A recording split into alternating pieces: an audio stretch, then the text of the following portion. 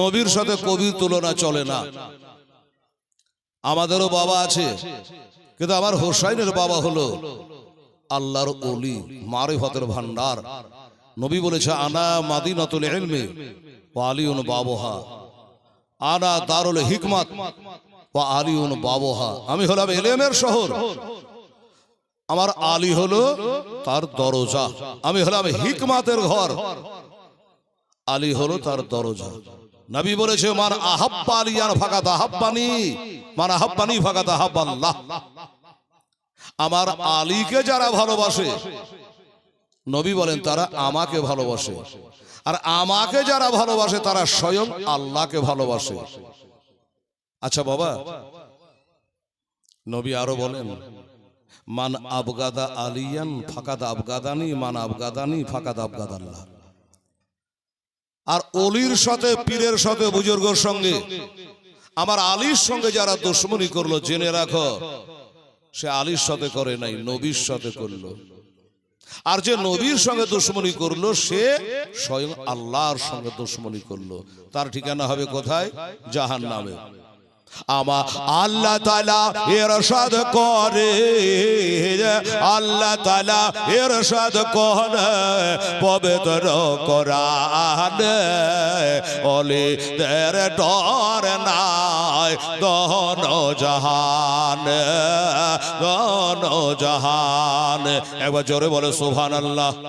মা বোনেরা আসতে, আমার আল্লাহ তাআলা ইরশাদ করে পবিত্র কোরআনে, পীরে তেরে ডর নাই দোনো জাহানে, দোনো জাহানে।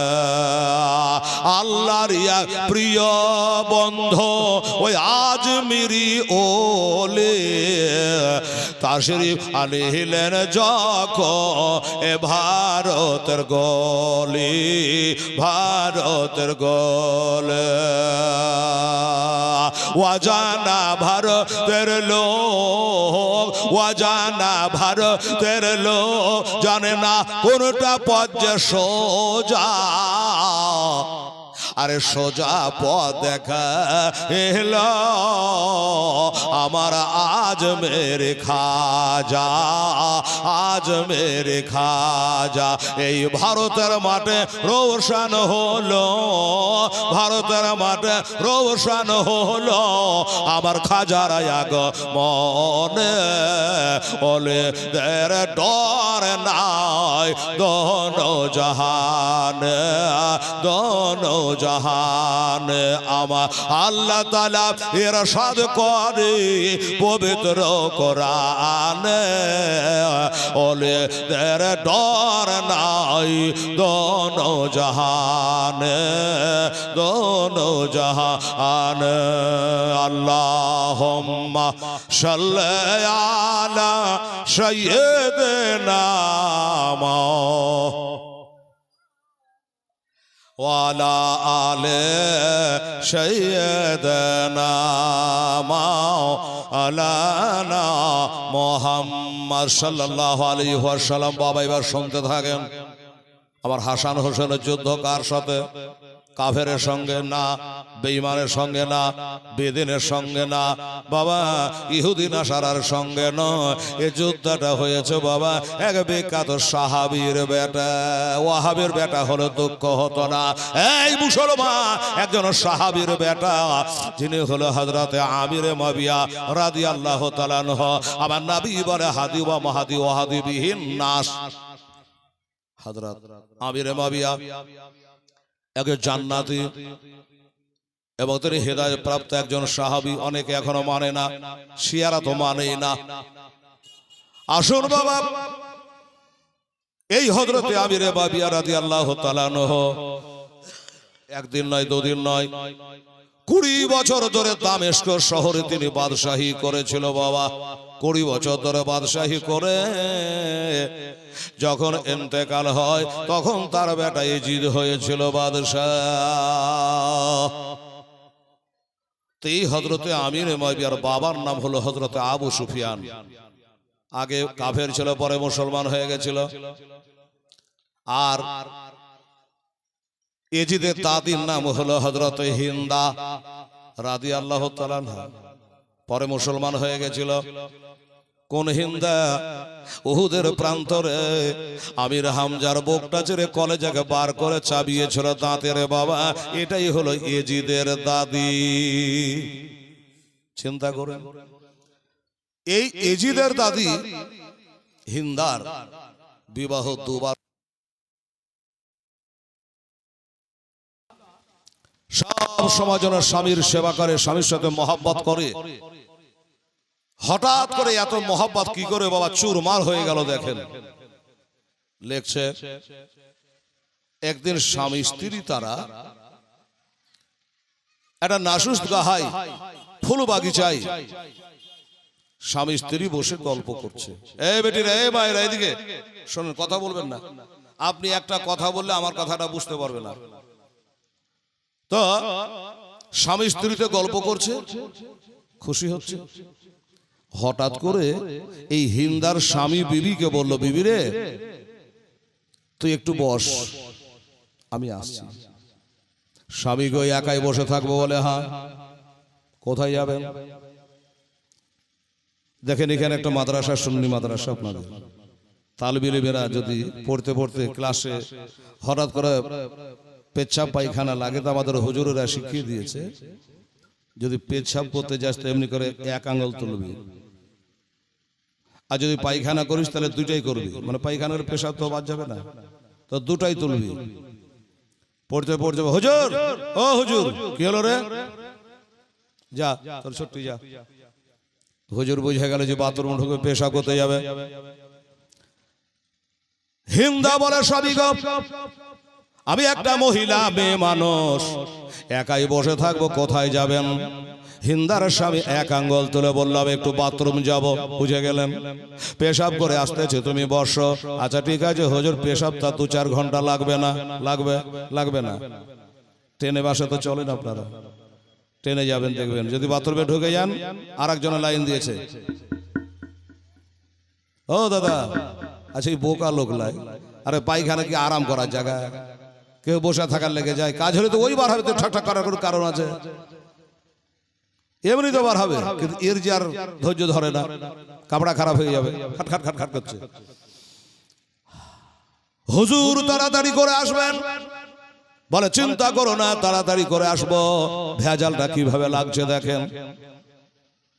হিন্দার স্বামী যেই বাবা এখানে বসে এই দিকে মুখ করে ওই বাথরুমের দিকে যাবে, আর হঠাৎ করে একটা বেটা ছেলে কোথা থেকে আসিয়া হাজির হয়ে গেল। ওই বেটা ছেলে এসে দেখছে হিন্দা একাই বসে আছে, আমি একটা পরপুরুষ, এর সঙ্গে কথা বলবো কি করে? এর স্বামী তো এখানে নাই। লোকটা লজ্জায় লজ্জিত হয়ে বেমুখ হয়ে ঘুরে চলে গেল। যখন ঘুরে চলে গেল, ওর তখন বাথরুমের কাজ শেষ। বাথরুমের কাজ শেষ। উঠোন বাথরুম থেকে উঠে বিবির দিকে মুখ করেছে, আর চোখ পড়েছে ওই লোকটার দিকে। কোন লোকটা? যে লোকটা ঘুরে গেল। এই যে বাবা মনে খটকা, বিবি 1 নম্বর না, 2 নম্বর আছে। এতক্ষণ ধরে আমি ছিলাম, বিবির কাছে কেউ এলো না, আর যেই বাথরুম যাওয়ার নাম করে গেছে ওই লোকটা এসেছিল, তার মনে হয় এটা ভিতর ভিতর আমার বিবির ভালোবাসা। এখন বর্তমানে এটা বাবা মোবাইলে বাড়ি বাড়ি ঝগড়া হয়েছে। এই তোর মোবাইলটা দেখি, চেক করবো কাকে কাকে ফোন করেছিস। অনেক বাড়িওয়ালা এরকম আছে না? তো বাড়িওয়ালারও তো দোষ আছে। তুই 4 বছরের জন্য আরো বেজে পড়ে থাকবে, তোর বিবি কি করবে? ফোন করে তো বসে থাকবে। এই মুসলমানেরা, হঠাৎ করে বাথরুম থেকে আসার পর হিন্দাকে বলে, হিন্দা তুই তাড়াতাড়ি করে এখনই তোর বাপের বাড়ি চলে যা। আর বাপটাকে তো যে সে ঘরের লোক নয় বাবা, বিখ্যাত একটা শহরের বাবা, বিখ্যাত একটা বাদশাহ, একটা সর্দার, এর নাম হলো রাবে। এর বাবার নাম হলো রাবে। বেরাদার বিবিকা বলল, তুই যা হলো হলো, তোর পুটলা পাটলা যা আছে নিয়ে তুই হাঁট। বিবি বলে, কি বলে রে, এত ভালোবাসা স্বামীর সাথে কোনোদিন 2টা কথা হয় না, আর আমাকে বলো বসে থাক, আমি বাথরুম থেকে আসছি, আমি বসেই তো আছি। আর হঠাৎ করে সে বলছে বাপের বাড়ি ভাগ, তার মানে কি হলো? একে কি বাথরুমে চিনা ভূতে ধরলো নাকি? এই 5 মিনিটের মধ্যে মন চেঞ্জ হয়ে গেল। স্বামী গো কি হয়েছে বলে? বলে জানো না কাঁচা খুকি, আমাকে পাগল ভাবো, আজ তুই ধরা পড়ে গেছিস। হিন্দা বলে আমি তো কিছুই বুঝছি না, কিসে ধরা পড়ে গেছি? এই হিন্দারে, এতক্ষণ ধরে তুই আমার পাশে বসেছিলি, কেউ আসলো না, আর আমি যেমনি বাথরুমে গেলাম ওই লোকটা তোর কাছে কে এসেছিল? নিশ্চয় তোর গোপনের ভালোবাসা। ইনি বলছে খোদার কসম করে বলে আমার দুই নয়নে আমি কাউকে দেখি নাই, কে এসেছিল না এসেছিল জানি না, হতে পারে ওই লোকটা আপনার সঙ্গে দেখা করার জন্য এসেছিল। আপনি নান, আমি একটা মেয়ে মানুষ বসে আছি তাই লোকটা ফিরে চলে গেছে, আল্লাহর কসম তাকে আমি চিনি না। হ্যাঁ, আপনার বলাতে আমার একটু মনে পড়ছে, তার পায়ের আওয়াজটা আমার কানে লেগেছে, কিন্তু চোখ দিয়ে দেখি নাই।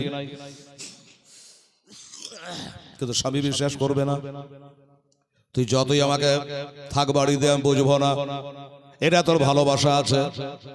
কি করবে বাবা, চোখের পানিতে বুক ভাসায়া এই হিন্দা স্বামীর বাড়ি ত্যাগ করে বাবা পোটলা পাটলা বাবার বাড়ি হাজির হইল। আর বাবা একটা নাম করা ব্যক্তি, সর্দার মানুষ, আর সর্দারের বেটি যদি কুকাম করে দেয় ওই কথা ডাঙ্কা বাবা তাড়াতাড়ি বাজে যায়। চলে আসলো বাড়ি, তো রাবে বলছে হ্যাঁ রে, তোর লেগে কি আর বিচার সালিশে বসতে পারবো? হ্যাঁ, এরকম গন্ডগোল শুনছি, এত সুন্দর ছেলে দেখে তোর বিয়ে দিলাম, আর স্বামী রেখে তুই আবার গন্ডগোল? বলে আব্বাও কথা বলবেন না। আল্লাহর কসম করে বলি আমি পাপী নই, আমি নাপাক নই, আমার স্বামী ছাড়া দোসরা পুরুষ আমাকে স্পর্শ করে না। আব্বা বলছে বেটি রে অনেক কথা এখানে শুনি, সত্য করে বল মা কি খবর?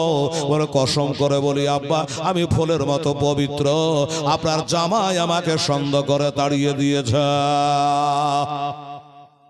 তাই নাকি? বললো হ্যাঁ ঠিক আছে, দাঁড়ার বিধি ব্যবস্থা আমি করবো, আমি ওই সর্দার, জামাইকে না দেখে আমারও দম নেই।